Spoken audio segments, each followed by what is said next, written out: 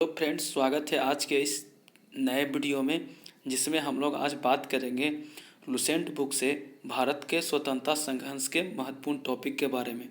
और आज जैसा कि आप लोग जान ही चुके होंगे कि हम लोग टेलीग्राम पे टारगेट बेस्ड एक इनिशिएटिव शुरुआत किए हैं, जिसमें से हम लोग पीएसएससी एग्ज़ाम को लेकर से आने वाले सीजीएल पीएसएससी सीजीएल जो है थ्री सीजीएल तो हो गया है, फोर्थ सीजन के लेकर हम लोग अभी से ही तैयारी स्टार्ट कर दिए हैं। तो आप लोग टेलीग्राम पे आकर ज्वाइन कर सकते हैं और टेलीग्राम का लिंक हम इस वीडियो में डाल देंगे। और आप लोग इससे होगा कि आप लोग की कंटिन्यूटी बना हुआ रहेगा और आप लोग भी डेली होमवर्क पूरा कीजिए। और वीडियो पर अगर जो वर्किंग स्टूडेंट हैं वो इस वीडियो को भी ऑडियो फॉर्म में सुन सकते हैं। तो हम लोग समय ना बर्बाद करते हुए इस वीडियो को स्टार्ट करते हैं। और ज़्यादा जानकारी के लिए आप लोग टेलीग्राम से जुड़िए, वहाँ पे सारा जानकारी आपको मिल जाएगा। तो चलिए हम लोग आज स्टार्ट करेंगे भारत के स्वतंत्रता संघर्ष के बारे में। चलिए हम लोग भारत के स्वतंत्रता संघर्ष के बारे में बात करेंगे, जिसमें से लुसेंट बुक से स्टार्ट कर रहे हैं। तो पहला जो क्वेश्चन है, पहला अंग्रेज विरोधी संघर्ष कहाँ हुआ था, किसके द्वारा हुआ था? तो पहला जो अंग्रेज संघर्ष हुआ था सन्यासियों के द्वारा हुआ शुरू किया गया था। तो पहला अंग्रेजी विरोध संघर्ष किसके द्वारा किया गया था? सन्यासियों के द्वारा। तो इसमें जो सन्यासी विद्रोह के बारे में अगर हम बात करते हैं तो पहली बार जो अंग्रेजों के विरोध में जो विद्रोह हुआ था वो किसके द्वारा? सन्यासियों के द्वारा ही हुआ था। और सन्यासी विद्रोह कहाँ हुआ था? तो हमारे बिहार और बंगाल में हुआ था। और सन्यासी विद्रोह आपको बताना है कि सन्यासी विद्रोह का श्रेय किन्हें जाता है। चलिए नेक्स्ट नंबर पे आते हैं। सन्यासी विद्रोह का जो उल्लेख हुआ है किस उपन्यास में हुआ है? तो किस उपन्यास में हुआ है? आनंद मठ में। किस में हुआ है? आनंद मठ में किया गया है। तो और आनंद मठ को में किया गया है, इसके लेखक कौन है, किसने उल्लेख किया है? तो अपने बंकिम चंद्र चटर्जी ने किया। किसने किया है? बंकिम चंद्र चटर्जी ने किया है।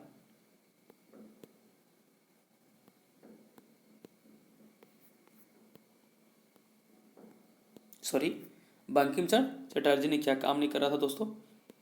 चलिए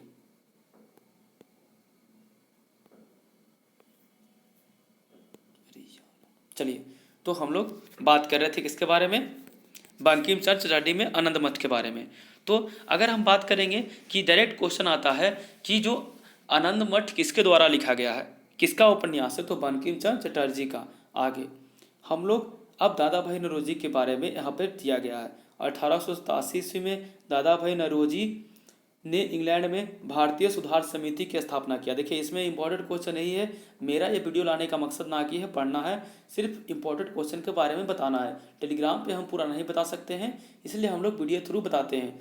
तो भारतीय सुधार समिति, और एक और क्वेश्चन इसमें बनता है भारतीय सुधार संघ। तो आपको कमेंट में बताना है कि भारतीय सुधार संघ के अध्यक्ष कौन थे, पहली बार भारतीय सुधार संघ को किसने लाया था। लेकिन यहाँ पर क्या पढ़ना है? समिति। तो इस क्वेश्चन के बारे में सब लोग जानते हैं कि भारतीय सुधार समिति के संस्थापक कौन थे, स्थापना किसने किया था? तो दादा भाई नौरोजी। कब? 1887 में। नेक्स्ट नंबर क्वेश्चन, 1887 के बाद ब्रिटिश सरकार का, देखिए इसमें क्वेश्चन रहेगा, इसमें दिया हुआ रहेगा कि भारत का कांग्रेस के विरुद्ध अंग्रेजों का अपनी कड़ा रुख हो गया था, मतलब उस पर कठोर नियम कानून अपनाने लगा। कितने ईस्वी से? तो ऑप्शन नंबर है 1885, 1886, 1887, 1889। तो क्या हो जाएगा? आज बनाने के 2 साल बाद, मतलब 1885 ईस्वी में ही ब्रिटिश सरकार को जो रुख था कांग्रेस के प्रति कठोर हो चला था। आगे हम लोग बात करते हैं दादा भाई नौरोजी के बारे में, जो एक पुस्तक निकाले थे। वीवीआई क्वेश्चन है ये वीवीआई क्वेश्चन है, काफ़ी वीवीआई क्वेश्चन। धन निकास के सिद्धांत का प्रतिपादन किसने दिया था? तो धन निकास के सिद्धांत का प्रतिपादन दादा भाई नौरोजी ने दिया था। और उसके साथ 2 और व्यक्ति थे, दत्त एवं बाचा। आपको कमेंट में बताना है दत्त एवं बाचा का फुल फॉर्म, मतलब पूरा नाम बताना है। चलिए आगे, ब्रिटिश हाउस ऑफ कॉमन्स में चुनाव लड़ने वाले, काफ़ी इंपॉर्टेंट क्वेश्चन। ऐसे भी इसमें सब लगभग इंपॉर्टेंट है, क्योंकि इसमें सार पढ़ रहे हैं। मॉडर्न हिस्ट्री का सार। तो चुनाव लड़ने वाले पहले व्यक्ति कहाँ? ब्रिटिश हाउस ऑफ कॉमन्स में। कहाँ? ब्रिटिश हाउस ऑफ कॉमन्स में चुनाव लड़ने वाले प्रथम व्यक्ति कौन थे? दादा भाई नौरोजी। और वह किस पार्टी के थे दोस्तों? तो वो लिबरल पार्टी के थे। और कब चुनाव लड़े थे? 1892 में। कहाँ से? तो फिशबरी में। अब देखिए इसको याद हम लोग कैसे करेंगे, एक शॉर्ट ट्रिक के साथ। तो देखिए पहले बार चुनाव लड़ेगा कौन? जो सबसे ज़्यादा बूढ़ा आदमी रहेगा। तो चुनाव बूढ़ा आदमी लड़ेगा। कौन बूढ़ा है? तो दादा भाई नौरोजी बूढ़ा है। कब चुनाव लड़े थे? तो 1892 में। इसको तो किसमें, तो ईस्वी में कोई ट्रिक होता नहीं है दोस्तों, इसको डायरेक्ट याद करना पड़ेगा। कब चुनाव लड़े थे? 1892 में। कहाँ से? कब चुनाव लड़े? फिसल कर गिर गए थे, इसलिए उनको गुस्सा आया और वह कहना है अब हम चुनाव लड़ेंगे, ऐसे नहीं होगा, हम लोग फिसल के गिर गए, हमको चोट लग गया है, हम रोड बनाएंगे, सड़क बनाएंगे, इसके थ्रू बिजली लगाएंगे, मतलब नेता बनेंगे। तो ब्रिटिश हाउस ऑफ कॉमन्स में पहली बार दादा भाई नौरोजी फिसल के गिर गए। मतलब कहाँ से चुनाव लड़े? फिशबरी से। कहाँ से? फिसल के गिरे थे। कहाँ से? फिशबरी से चुनाव लड़े। और फिशबरी से चुनाव लड़े और वह किस पार्टी के थे? लिबरल पार्टी के, क्योंकि वह गिरे तो उदार थे और वहां से चुनाव जीत गए। तो इसी तरह से आपको याद करना है। आगे नंबर, अब हम लोग आते हैं, अब एक क्वेश्चन और यहाँ पे रह गया कि दादा भाई नौरोजी जो थे किनके गुरु थे? आपको कमेंट में बताना है दादा भाई नौरोजी के शिष्य कौन थे, तो आपको इसको कमेंट में बताना है। चलिए अब है लॉर्ड कर्जन के बारे में पढ़ते हैं। बंगाल विभाजन, इसकी काफ़ी दुखदायक कहानी है। बंगाल विभाजन, बंगाल विभाजन की जब घोषणा हुआ, इसका जो मेन मकसद था बंगाल को विभाजन करने का, मेन मकसद था कि हिंदू और मुसलमान को एकता को अलग करना। तो बंगाल विभाजन जो प्रभावी हुआ था, कब हुआ था, इसके चलते कौन सा आंदोलन हुआ, कब आया था, इसमें कितना दुख भरी कहानी, सबके बारे में बात करते हैं। तो चलिए, जब बंगाल विभाजन हुआ था तो जैसा कि आपको बताया गया कि इसका मेन मुद्दा था भारत में हिंदू और मुसलमानों की एकता को तोड़ना। तो तोड़ दिया गया। इसको कब घोषणा किया गया? 20 जुलाई 1905। ऐसे तो कोई कोई बुक में 19 जुलाई भी देता है, लेकिन आपको 20 जुलाई ही याद करना है। तो इसकी घोषणा कब हुआ था? 20 जुलाई 1905 को। बंगाल विभाजन के विरोध में, देखिए बंगाल विभाजन तो हो गया, तो सब लोग जो कुछ कुछ आदमी थे उसका विरोध भी कर रहे थे। तो बंगाल विभाजन को जो विरोध कर रहे थे उसमें एक आंदोलन चलाया गया, उसका नाम क्या था? स्वदेशी आंदोलन। क्या था? स्वदेशी आंदोलन। कौन था वो आंदोलन? था स्वदेशी आंदोलन। तो स्वदेशी आंदोलन की जो घोषणा किया गया कब? देखिए इसको भी याद करने का तरीका है, अधिकतर चीज को याद करने का तरीका रहता है। स से स्वदेशी और स से सात। तो स्वदेशी आंदोलन कब शुरू हुआ? 7 अगस्त 1905। ऐसे याद हो गया आपको। स से क्या बोले हम? स से स्वदेशी, स से सात। ये जो वीडियो लाने का मेन मकसद है इंपॉर्टेंट क्वेश्चन को बताना और कैसे याद करना है। मेन क्वेश्चन को ऐसे को याद करना, कि इसको सिर्फ व्यू आवाज के लिए लाए हैं हम। अगर वैसा बात रहता तो मेरे पास, चलिए कुछ कोई बात नहीं। चलिए हम लोग स्वदेशी आंदोलन के बारे में बात कर रहे थे। स्वदेशी आंदोलन कब हुआ था? 7 अगस्त 1905 को। कहाँ हुआ था? कलकत्ता के टाउन हॉल्स में घोषणा किया गया था। तो हम लोग बंगाल विभाजन के बारे में कितने पॉइंट? 3 पॉइंट पढ़ चुके हैं। बंगाल विभाजन करने का मुख्य कारण क्या था? हिंदू और मुसलमानों की एकता को तोड़ना था। कब शुरू हुआ था? 20 जुलाई या 19 जुलाई 1905 को। यह प्रभावी कब हुआ? 16 अक्टूबर 1905 को। और इसके बीच में कौन सी आंदोलन हुआ? स्वदेशी आंदोलन, जो 7 अगस्त 1905 को। इतना आपको दम कंठस्थ रहना। जैसी बंगाल विभाजन पे क्वेश्चन आए, ये तीनों क्वेश्चन आपको मन में आना चाहिए। बंगाल विभाजन प्रभावी कब हुआ? बंगाल विभाजन कब हुआ? बंगाल विभाजन के बीच में कौन सा आंदोलन हुआ? तो बंगाल विभाजन प्रभावी कब हुआ? 16 अक्टूबर 1905 को। बंगाल विभाजन के बीच में कौन सा आंदोलन? स्वदेशी आंदोलन, 7 अगस्त 1905 को। और बंगाल विभाजन कब हुआ था? तो 20 जुलाई 1905 को। काफ़ी इंपॉर्टेंट तीनों क्वेश्चन है, हमें तो पढ़ते पढ़ते याद हो गया है, आपको भी इसी तरह बोलना है। चलिए अब स्वदेशी आंदोलन क्या स्वदेशी आंदोलन जो हुआ था उसमें क्या लोग का नारा था? वंदे मातरम। क्या था नारा? वंदे मातरम। बंगाल इसे हमें विभाजन नहीं चाहिए, हमको विभाजन नहीं करना है, बंगाल एक है, ये सब का नारा देते हुए स्वदेशी आंदोलन को चलाया गया था। तो हम लोग इसी तरह से मॉडर्न हिस्ट्री का तो इम्पोर्टेंट क्वेश्चन को झाड़ेंगे और उसके बाद PYQ, इसका जितना भी बिहार में एग्जाम हुआ है सबका PYQ को हम कराएंगे। आइए, अभी एग्जाम में भी टाइम है, BSSC इंटर लेवल का एग्जाम में भी कम से कम 2-3 महीना है। चलिए अब जो स्वदेशी आंदोलन जो आया था कि हम स्वदेशी आंदोलन करेंगे, किनके मन में आया था? तो कृष्ण कुमार मित्र के पत्र में संजीवनी में 1905 में यह प्रस्तुत किया गया था। कौन, काफी इंपॉर्टेंट है, नाम का याद करना, कौन है? सर्वप्रथम किसने किया था? कृष्ण कुमार मित्र। किसने किया था? सॉरी, कृष्ण कुमार मित्र ने किया था। और उनका पत्र का नाम क्या था? संजीवनी। काफी वीवीआई क्वेश्चन है, आपको इसको वीवीआई कर लेना है। चलिए और आगे, और नेक्स्ट क्वेश्चन है कि स्वदेशी आंदोलन को आंध्र के डेल्टा इलाके में वंदे मातरम आंदोलन के नाम से जाना जाता है। तो आपको क्वेश्चन इस तरह से आएगा, स्वदेशी आंदोलन को आंध्र प्रदेश में कौन से आंदोलन के नाम से जाना जाता है? तो आप अगर डीप में पढ़े होंगे तो आपको पता होगा कि इसमें नारा क्या दिया गया था? वंदे मातरम और बंगाल एक है, इस तरह का नारा दिया गया था। इसलिए आंध्र प्रदेश के डेल्टा इलाकों में स्वदेशी आंदोलन को वंदे मातरम आंदोलन के नाम से जाना जाता है। और वह स्वदेशी आंदोलन किसके मन में आया था? तो कृष्ण कुमार मित्र के मन में। कौन सा पत्रिका में? संजीवनी में। चलिए अगला नंबर क्वेश्चन, 1906 में अब हम लोग बात करेंगे स्वराज शब्द का सर्वप्रथम प्रयोग किसने किया? स्वराज शब्द को कांग्रेस में सर्वप्रथम प्रयोग किसने किया? इस तरह से। तो अगर हम स्वराज शब्द के बारे में बात करेंगे, सर्वप्रथम प्रयोग किसने किया था? विनोबा भावे ने। क्या यह सही है या गलत है, आपको कमेंट में बताना है। आगे अगर हम कांग्रेस के अधिवेशन में अगर स्वराज शब्द की मांग की बात करेंगे तो सर्वप्रथम किसने किया था? दादा भाई नौरोजी ने किया था। कब? 1906 के कलकत्ता अधिवेशन में। आपको कमेंट में बताना है कि दादा भाई नौरोजी कब कांग्रेस की अध्यक्षता किए हैं। 2 बार तो हम लोग बता चुके हैं, एक फिंसवरी वाला, एक दादा भाई नौरोजी कांग्रेस कलकत्ता वाला, एक बच गया। तो आपको बताना है कमेंट में। आगे हम स्वदेशी आंदोलन के बारे में बात करते हैं। स्वदेशी आंदोलन जो चल रहा था, आगे चलकर क्या हुआ, कैसे हुआ, उसके बारे में। अगर हम स्वदेशी आंदोलन को हम आगे बढ़ाते हैं तो 1907 में ऐसे भी बंगाल विभाजन में मुस्लिम और हिंदू में लड़ाई करवा दिया गया था। इसके चक्कर आगे चलकर स्वदेशी आंदोलन में 1907 के कांग्रेस अधिवेशन में क्या हुआ? गरम दल और नरम दल के रूप में बंटवारा हुआ। गरम दल कहने का मतलब भगत सिंह हो गए, गुस्सा वाला आदमी थे। एग्जाम्पल के तौर पे भगत सिंह और लाला लाजपत राय, बटुकेश्वर दत्त, चंद्रशेखर आजाद, ये सब क्या थे? गरम दल के नेता थे। अगर उदारवादी की नरम दल की बात करेंगे तो महात्मा गांधी, लाला लाजपत राय, ये सब तो बूढ़ा आदमी सब शांत रहते थे, एकदम कोई मतलब नहीं, एकदम नरम दल के नेता थे। तो जो गरम दल और नरम दल में जो विभाजन हुआ वो कब हुआ था?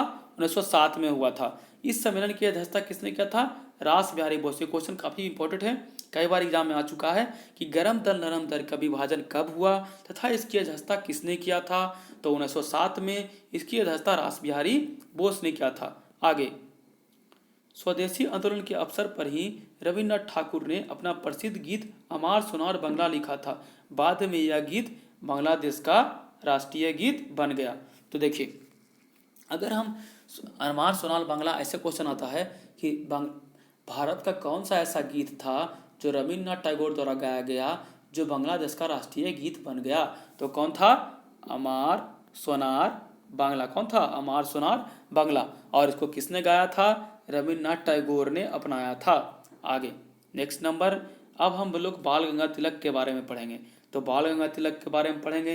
ये काफ़ी अच्छा नेता थे और इनका जन्म, इनका मृत्यु कहाँ हुआ था, आपको इसको कमेंट में बताना है, ना कि सिर्फ पढ़ के निकल जाना है। नहीं आएगा टेलीग्राम पे हमसे पूछना है, कमेंट में कीजिएगा, वो भी बताया जाएगा।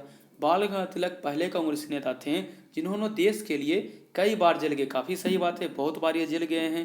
पहली बार जेल 1897 में राजद्रोह के आरोप में 18 साल के लिए गए, 18 साल के लिए गए। और फिर 1908 में, ऐसे ये सब क्वेश्चन ज़्यादा पूछता नहीं है, इसमें से एक क्वेश्चन पूछेगा जो हजारीबाग जेल से भागे थे, वो वाला पूछता है। चलिए आगे, प्लेग के समय जातियों मतलब बहुत ज़्यादा कठोर कष्ट देने के कारण प्रभावित होकर पूना के चापेकर बंधु दामोदर एवं बालकृष्ण ने प्लेग अधिकारी रैंड एवं एम्बस्ट की हत्या कर दी। तो देखिए, इसमें क्वेश्चन ऐसे पूछता है कि चापेकर बंधु के नाम से कौन जाने जाते हैं? कैसे पूछेगा? चापेकर बंधुओं के नाम से कौन जाने जाते हैं? पहला नंबर दामोदर, दूसरा नंबर बालकृष्ण, तीसरा नंबर दामोदर एवं बालकृष्ण दोनों, चौथा में नन ऑफ दीज। तो क्या हो जाएगा? दामोदर एवं बालकृष्ण दोनों। आगे, ये किसकी हत्या किया था? तो रैंड एवं एम अस्ट का, किसने? एम अस्ट को। आगे अब लोग देखिए, जब स्वदेशी आंदोलन हो गया तो आगे क्या करेगा? बंगाल में बहुत सारा क्रांतिकारी विचारधारा पैदा होगा, गर्म दल नरम धर्म में विचार बंटवारा हो गया, तो बंगाल में क्या हो जाएगा, सब अलग अलग हो जाएंगे, क्रांतिकारी विचारधारा में उथल पुथल आएगा, कोई गुस्सा में रहेगा, कोई शांत रहेगा, सब अपना अपना विभाग की स्थापना करेगा। तो धीरे धीरे बंगाल में क्रांतिकारी विचारधारा बढ़ने लगा, हिंदू मुसलमान में बंटवारा हो गया था, निर्वाचन प्रणाली का बंटवारा हो गया था, तो आगे चलकर स्वदेशी आंदोलन भी खत्म हो गया था। तो बंगाल में क्रांतिकारी विचारधारा का फैलाव हुआ। तो अगर बंगाल में क्रांतिकारी विचारधारा की फैलाव की अगर हम बात करेंगे तो इसको बरिंद्र कुमार घोष और भूपेंद्र नाथ दत्त ने फैलाया था। देखिए बंगाल में क्वेश्चन आएगा कि बंगाल में क्रांतिकारी विचारधारा को किसने फैलाया था, तो बस है बंगाल, बस है वीरेंद्र कुमार घोष और भूपेंद्र नाथ दत्त ने। 1905 में वीरेंद्र कुमार घोष ने, काफ़ी वीवीआई क्वेश्चन मेरे एग्जाम में भी आया था कि भवानी मंदिर नामक पुस्तक किसने लिखा था, वीरेंद्र कुमार घोष। जब हम CGL 3 मेंस दे रहे थे उसमें पूछा था, सेट में पूछा था, ध्यान से, बहुत सारा क्वेश्चन जब सामने आता तो निकल जाता है। भवानी मंदिर नामक पुस्तक किसने लिखा था, वीरेंद्र कुमार घोष ने। काफी वीवीआई क्वेश्चन है ये,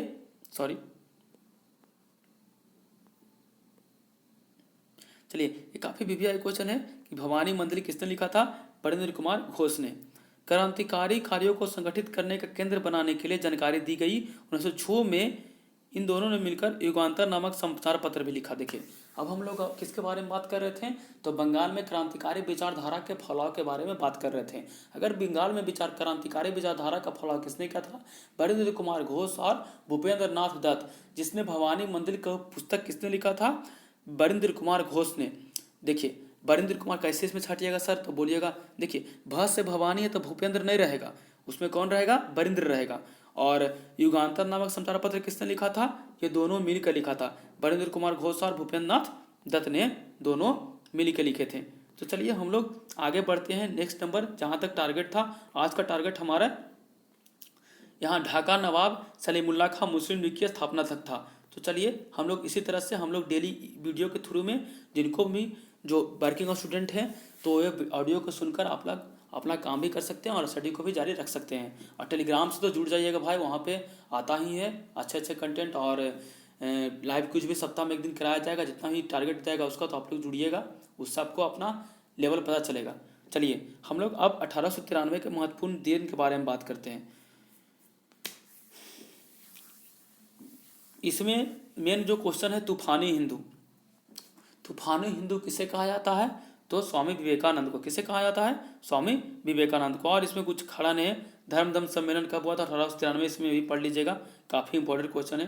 तो इसमें दो क्वेश्चन, तूफानी हिंदू के नाम से कौन जाने जाते हैं, तो रविन्द्रनाथ टैगोर। और धर्म सम्मेलन कब हुआ था, 1893 में।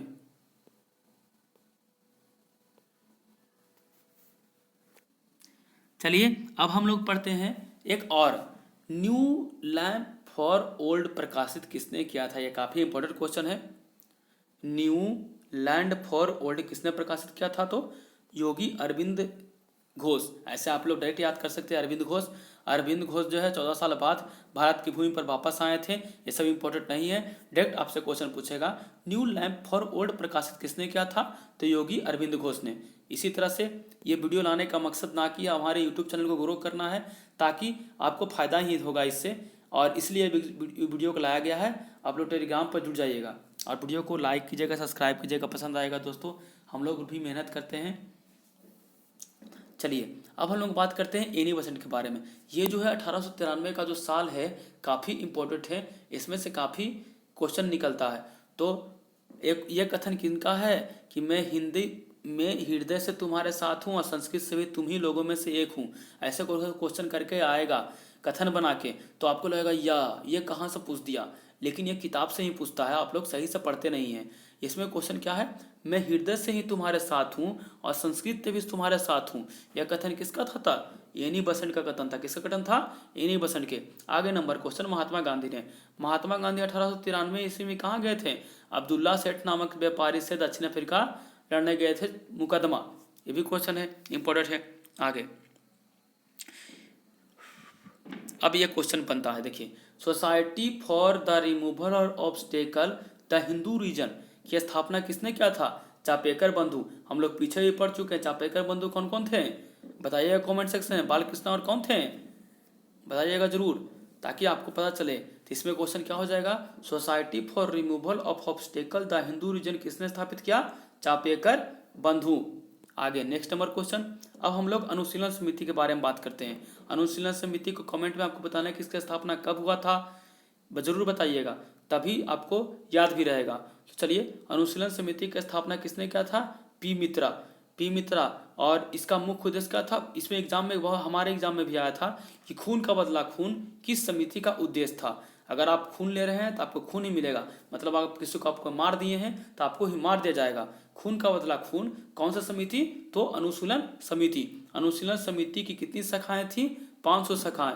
अनुशीलन समिति में हेमचंद्र कानूंगो पेरिस भेजा गया था बम सीखने के लिए, किससे, निकोलस फ्रांसिस्को से। तो देखिए, इसमें से 3 क्वेश्चन बनेगा कि अनुशीलन समिति की स्थापना किसने किया, तो साथ बोलिए, पी मित्रा ने। किसने किया था, पी मित्रा ने।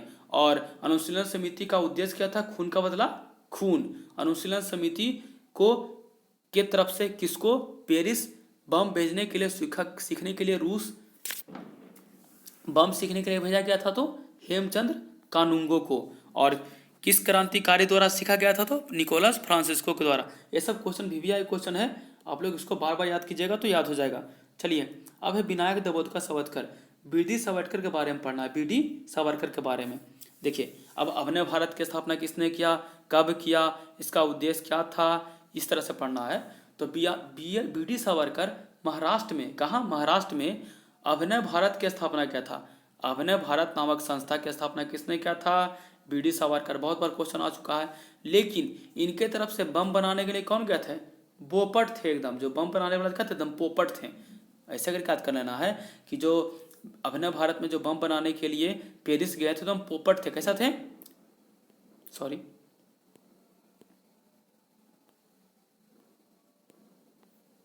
कैसे थे, पोपट।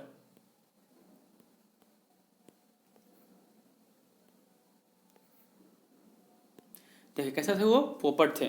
तो आइए, और केसरी, अब हम लोग पढ़ते हैं वीवीआई क्वेश्चन, एक काफी इंपॉर्टेंट क्वेश्चन है।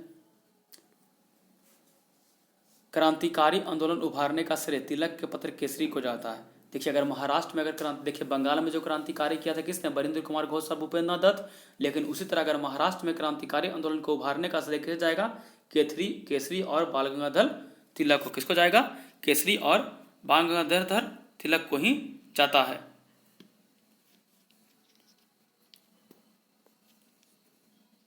अगला नंबर क्वेश्चन पे हम लोग आते हैं, वैलेंटाइन सरोवर के बारे में पढ़ते हैं।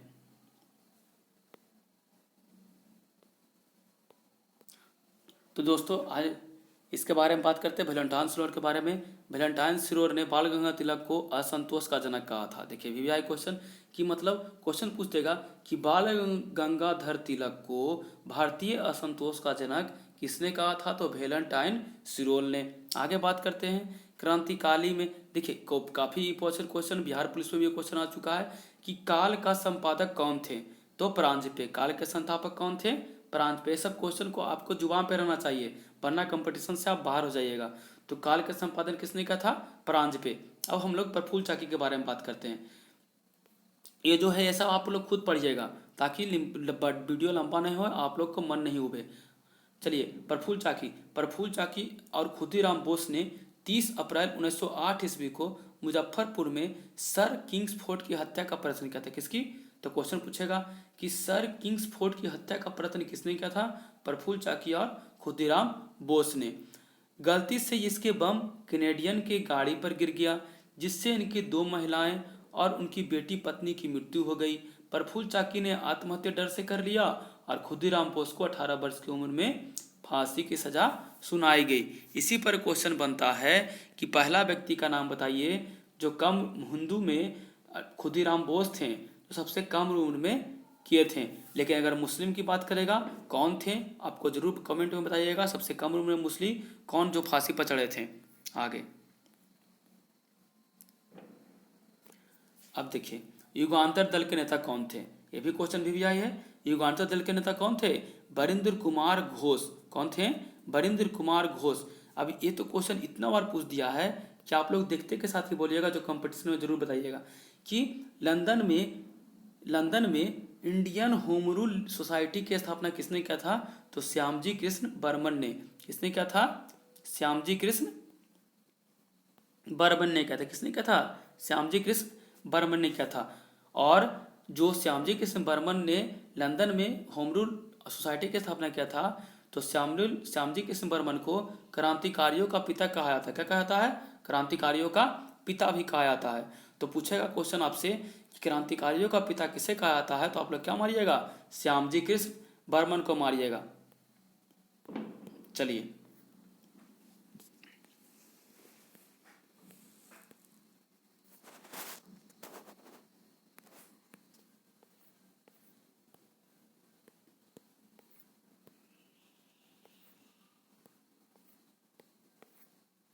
चलिए, उस सिस्टम में दिक्कत होता है तो थोड़ा सा रुक जाते हैं। तो आप लोग समझ गए कि क्रांतिकारियों का पिता किसे कहा जाता है? तो श्यामजी कृष्ण बर्मन को। आगे अब हम लोग बात करते हैं मुस्लिम लीग की स्थापना के बारे में। ये भी काफ़ी वीवीआई क्वेश्चन है, इसको सब लोग हंसी मजाक में ले लेते हैं, लेकिन इससे भी क्वेश्चन डायरेक्ट एग्जाम में आ जाता है। तो चलिए देखिए, इसकी कहानी अगर जो बात है, सर्वप्रथम जब 1906 की ईस्वी था, जब 1906 ईस्वी में था, तो नवाब सलीमुल्लाह खां एक निमंत्रण पत्र भेजे। उसमें निमंत्रण पर सबको सम्मेलन में बुलाएं। कौन? याद रखिए, कौन बुलाए थे? सलीम उल्लाह खां। कब बुलाए थे? 1906 में। कहाँ बुलाए थे? ढाका में। तो सर आपको लगता होगा कि सर आप तो देख देख के बोल रहे हैं तो आपको याद है, हमें कैसे याद होगा? तो ऐसा बात नहीं है, देख देख के बोल रहे हैं नहीं, सामने आप भी अगर एक कंटेंट को बार बार पढ़िएगा तो आपको मुंह में अब से अपने आप शब्द को निकलेगा। जैसे आपकी बात करेंगे मुस्लिम लीग, तो मुस्लिम लीग के बारे में धड़ाधड़ बोलिएगा। तो इस वीडियो को बार बार देखिए तो आपको पता चलेगा कि देखिए, मुस्लिम लीग की अगर हम बारे में बात करेंगे तो ढाका में सलीमुल्लाह खां 1906 ईस्वी में एक सम्मेलन बुलाए थे, जिसमें बकरालुल मुल्क कौन थे? नवाब बकलोल मुल्क। इसको हम पढ़ते हैं क्या? याद करने का तरीका, बकलोल मुल्क था। जो नवाब सलीमुल्लाह खां जो ढाका में जो बनाया था ना अध्यक्षता, वो एकदम बकलोल था। कौन था? बकलोल था एकदम। तो इसको कैसे याद करना है? ढाका में नवाब सलीमुल्लाह खां की अध्यक्षता में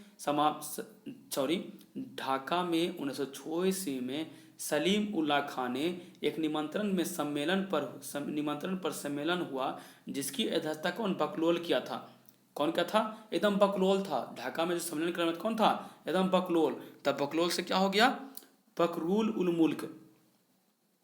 इसी सम्मेलन में अखिल भारतीय मुस्लिम लीग का उदय हुआ। तो आपसे क्वेश्चन पूछ सकता है कि अखिल भारतीय मुस्लिम लीग का उदय किस सम्मेलन में हुआ? तो ढाका में हुआ। ढाका के सम्मेलन में। इसकी अध्यक्षता किसने किया? एकदम बकलोल था। तब बकलोल से बकराल उल मुल्क। इस सम्मेलन में मुस्लिम लीग की क्या हुआ? उदय हुआ। आगे और देखिए, जब उदय हो ही गया मुस्लिम लीग का, तो उसका संविधान भी बनना चाहिए। तो उसका संविधान कब बना? 1906 में। कहाँ बना? कराची में। काफ़ी इंपॉर्टेंट क्वेश्चन है।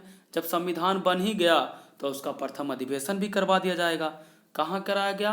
अमृतसर में। कहाँ कराया गया? अमृतसर 1908 में। जहाँ पर उसकी अध्यक्षता किसने किया? आगा खान ने किया।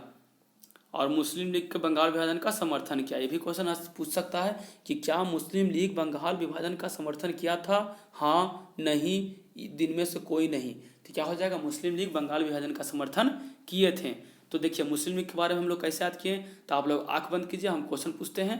देखिए, पूछेंगे सर्वप्रथम मुस्लिम लीग की अध्यक्षता जो हुआ था, पहली बार किस सम्मेलन से हुआ था? मतलब मुस्लिम लीग को कौन से सम्मेलन में बुलाया गया था? तो ढाका के सम्मेलन में। कब? 1906 ईस्वी में। किसने बुलाया था? सलीम उल्लाह खां ने बुलाया था। लेकिन इसकी अध्यक्षता किसने किया था? आपको मन में आया था, क्या बताया था? बकलोल था। इसकी अध्यक्षता करने वाला कैसा था? बकलोल था। तो इसकी अध्यक्षता किसने किया था?